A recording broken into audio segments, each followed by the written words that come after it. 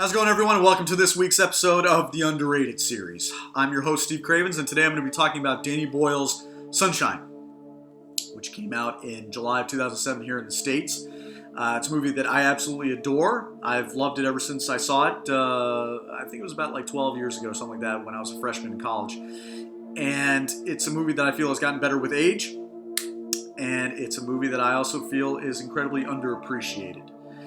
In the sense that it's one of these movies where a lot of people tend to overlook the greatness of the first two-thirds of the movie because the last act really takes a sharp left turn and becomes something that they didn't expect and something that they feel betrays the other two-thirds of the movie. While I can see and while I can appreciate why they would feel that way, I don't feel that way. I think the movie is great all the way through. And I think the ending, while a little shocking and a little kind of out of left field, if you will, in terms of its tone, in terms of its execution, I appreciate it simply for the fact that Danny Boyle shot the living hell out of it. And he got very creative with how he shot it, just like he was creative with the rest of the way he shot the movie. So let me start off with some background tidbits here. The three films that Danny Boyle used as a visual inspiration for the film are Ridley Scott's Alien, Tarkovsky's Solaris, and Kubrick's 2001: A Space Odyssey. And 2001 is no surprise, considering that every single science fiction film that has come out since 2001 has just been swimming in its wake and has, frankly, not exceeded the greatness that was 2001. I mean, it's an incredible achievement. But that said, you can clearly see the influence in Sunshine from all three films. Even Steven Soderbergh's Solaris, which came out in 2002, you can see the visual, inspiration, if you will, from those films. And that's not to say that the film is derivative, even though it is a tad, shall we say, unoriginal at times. It's not exactly the most original film, at least from a visual aesthetic standpoint. It's still incredibly well done. And let's talk a little bit about the plot. So the plot is essentially that the sun is dying. Earth is in a new ice age, as it were, and the best idea that humanity can come up with is to send a spaceship filled with scientists and physicists and what have you out into space and to drop a nuclear payload the size of Manhattan into the sun in hopes of recharging it. Again, it's very simple. The one thing that Sunshine does have going for it, I talked about how the visual aesthetic of Sunshine is just a tad derivative. The concept is not derivative at all. In all the science fiction films, the sun rarely plays a part in it, if at all. As a matter of fact, I think Tarantino, on his review for the film in 2009 for Sky Movies, when Inglourious Basterds came out, he said that, if you think about it, there aren't really a whole lot of science fiction films out there that use the sun as its main focal point of the movie. So that in that way, it's kind of unique. And it provides the film with some incredibly breathtaking moments, both visually and with its sound design. For example, the opening shot of the film has a little yellow-orange dot, and we hear Cillian Murphy's voice, who plays the character of Kappa, talking to us a little bit about the sun, and what's going on with it, what's going on back on Earth, and then the camera kind of zooms in on it, and we realize that we're not looking at the sun, but we're looking at a very large solar panel. And behind the solar panel is the nuclear payload, and then behind that is the Icarus II, which is the spaceship with all the characters on it, and it's heading towards the sun. And the camera kind of pans around and sees the spaceship in its entirety heading towards the actual sun, and it's a breathtaking shot. It was apparently one of the most complex shots in the entire film to render. As is customary for most films with a lot of CGI and complex visual effects, they usually employ several special effects houses to work on the effects at the same time. It's time efficient.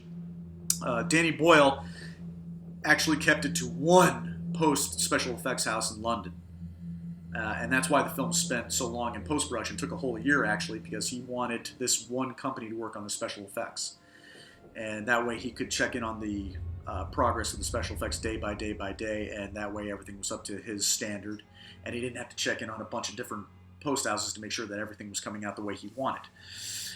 And then follow that up with another great moment in the movie. Actually, one of my favorite scenes in the entire film is when Cliff Curtis is sitting in the, we'll call it the Sun Observatory room, where he's basically sitting out on this bench, and there's a large rectangular window in front of him, and he's talking to the voice of the ship, the Icarus, and asking her for how bright he can look at the sun without doing permanent damage to his retinas. And she says, "Oh, it's going to be like 3.1% or something like that." So he puts up his sunglasses, and he asks her to put it up to 3.1% for like 10 seconds.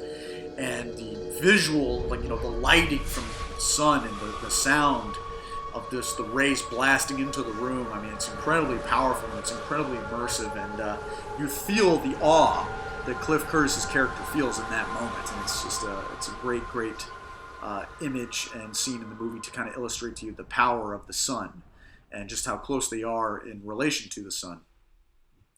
Now, speaking of Cliff Curtis, and briefly I mentioned Cillian Murphy earlier in the movie, this film boasts an incredible cast, absolutely wonderful group of actors, and a lot of whom were not the, shall we say, superstars that they eventually became. Specifically, Chris Evans. This was post Fantastic Four Chris Evans, but pre Captain America and Avengers Chris Evans, and he's really, really good in this movie. I know there's some detractors of him that say he's the weak link in the cast. I disagree. I think he's wonderful in the movie. And then you have Cillian Murphy, like I mentioned earlier, and despite this being an ensemble piece, he is hands down the main character of the film. He's the focal point of the movie, and he's basically who we witness the film through. And then you have Rose Byrne, who got cast in the movie based on the strength of her performance in Troy. Hiroyuki Sanda, who, like I said, has been in several movies. I mean, his major breakthrough here in the States was The Last Samurai with Tom Cruise. I mentioned Cliff Curtis earlier. You have Benedict Wong. You have Troy Garrity. And you have Michelle Yeoh. Now, Michelle Yeoh, here's an interesting fact. Michelle Yeoh, when she auditioned for the movie, Danny Boyle was so impressed with her audition that he actually offered her any part in the movie, regardless of the gender. If she wanted a male role that was written for a male, he was willing to rewrite it for a female based on the strength of her acting. So I think that's actually, pretty cool to hear that, and it's incredibly high praise from Danny Boyle. And the cast was actually required by Danny Boyle to live together before filming began. And the logic being that if you were going to be on a long space flight with, a bunch of people, that you would have a familiarity with them, you would have a rapport with them that came naturally. And you're not going to get that by taking a bunch of actors and just basically shoving them into a set together after a couple rehearsals. It just doesn't work that way. So the fact that all the cast was willing to live together and kind of get to know each other on a more personal basis long before the movie started filming really led to the authenticity that we see in the finished product. You can tell that the cast knows each other. You can tell that the cast are incredibly comfortable with each other, and that there is a very natural chemistry amongst all of them. And it does wonders for the movie. When shit hits the fan and the plot thickens and the stakes get raised and characters do start dying, you feel it and you care. And the emotional hit of these characters dying is pretty powerful, and you don't really get that in a lot of science fiction films. You don't really get that in a lot of films where you get that natural camaraderie that you see in this film. As a matter of fact, the only science fiction film I can think of that comes close to having this kind of natural rapport with the cast is Alien. And again, no surprise, because that was a main influence on this movie in more ways than one. Then, with the cast assembled that I just made mention, including a Mark Strong, who I'll talk about later, who appears at the end of the film. You've got Danny Boyle's signature camera work. Danny Boyle is a master with the camera. I mean, he's just unbelievable. He's one of the most talented filmmakers we have, and it's a damn shame that he is not going to direct another science fiction film. And, I mean, you look at the man's body of work, for example. I mean, you see, Shallow Grave, Train Spotting, A Life Less Ordinary, The Beach, 28 Days Later, a personal favorite of mine, Millions, Sunshine, Slumdog Millionaire, which he won the Best Directing Oscar for, in addition to the film winning Best Picture. 127 hours. 127 hours. I mean, who the hell? I mean, who can take a movie with James Franco where he's stuck under a rock for about 85-90% of the movie and make it entertaining and engaging? I mean, not many filmmakers can do that. I mean, and just completely make it, incredibly suspenseful and filled with tension. Just incredibly talented filmmaker with the camera. And then also Trance, which wasn't one of his best. T2, Trainspotting 2, and Steve Jobs. Again, Steve Jobs being proof that Danny Boyle is not just, a bunch of style and flash, but that he can direct the hell out of his actors. It's not easy. I would imagine it's not easy directing an Aaron Sorkin screenplay because it's so dense with exposition and monologues and all kinds of talking going on that it doesn't really provide a whole lot of opportunity for you to really experiment and be creative with the camera. But Danny Boyle, despite that being one of his more restrained efforts, really directed the hell out of it, and he got a hell of a performance from his cast, specifically Michael Fassbender and Kate Winslet. And then he also directed last year's Yesterday, which a lot of people enjoyed. So an incredibly diverse body of work. And the one thing that runs through all of those movies is incredible energy. He's a filmmaker of boundless energy, boundless enthusiasm for his projects. And he's always incredibly inventive with his camera angles, incredibly inventive where he puts the camera, the movement of the camera, the editing, the rapid-fire editing. He knows how to get just the right amount of, image for the right amount of time on the screen. He did a wonderful job with this movie. It's dripping with style. Beautifully shot. And the set design, production design of the spaceship Icarus is wonderful. Again, a little derivative of the movies that came before it, but beautifully lit and incredibly atmospheric. And it possesses some very indelible images on the ship. And you feel the claustrophobia, while at the same time a sense of expanse once you sit down in the Sun Observatory room and you see just how big the vastness of space is and how big the sun is. Wonderful score by John Murphy, who is the composer that Danny Boyle used for 28 Days Later. A composer who actually has not composed a score for a movie since 2010's Kick-Ass for Matthew Vaughn, which is a damn shame because he is a brilliant composer. And his score for this film is beautiful. I mean, it's immersive, it's atmospheric, it's eerie, it's tension-filled, it's filled with moments of pure joy, it's filled with moments of euphoria, it's filled with, there's so many emotions that he's able to carry throughout his score in the film, and the different instruments that he uses to, get the reaction out of his audiences and to make you feel the emotions that the characters are feeling. It's a wonderful piece of music, and it just goes along perfectly with the images that Danny Boyle gives you. Alex Garland screenplay, again, top-notch as far as I'm concerned. One thing that Tarantino said in his review in 2009 for Sky Movies that I absolutely loved is that, Danny Boyle and Alex Garland are kind of like the odd couple. He said one can easily imagine that Alex Garland grew up reading Fangoria, where Danny Boyle grew up reading Sight and Sound. Essentially saying that Danny Boyle is the more pretentious of the two, the more detail-obsessed oriented of the two, and then, Alex Garland's the more fanboy, of the two, and, a little bit more interested in more pulpy aspects of it, and, they're two of two different minds that go along really well. They're like the human and creative equivalent of peanut butter and chocolate. So I've listed the pros about this movie that I absolutely love. Again, great cast, incredible directing, incredible set, soundtrack, beautiful visuals across the board. And then we get to that third act of the film. Now, again, I can see why people think that it comes out of left field. It really doesn't. Because throughout the movie, and for spoiler alert for those of you who have not seen the movie, you can bow out now if you don't want to be spoiled. But throughout the movie, we are giving clues and hints that the captain of the first Icarus on the first mission set to recharge the sun with the nuclear payload, there's signs that he may be alive. It's possible that someone might be alive on that ship, even though it's been 7 years since the previous expedition. And as one can understand, that if you're alone for that amount of time in space, you probably would go crazy. Borderline murderous. And that's exactly what the captain, played by Mark Strong, the captain's name is Pinbacker, Wonder if that's a homage to Pinhead. I don't know. Anyway, he's gone insane. And the Icarus 2 docks with Icarus 1 because Kappa, played by Cillian Murphy, decides that it's worth the risk to go investigate the distress signal from the Icarus 1, which was believed to have been destroyed, and see if they can take 2 payloads to drop into the sun, because 2 nuclear payloads revitalizing the sun has more probability of success than just 1 payload. At the end of the day, it was a huge mistake. And that's another great thing about this movie, is that this movie,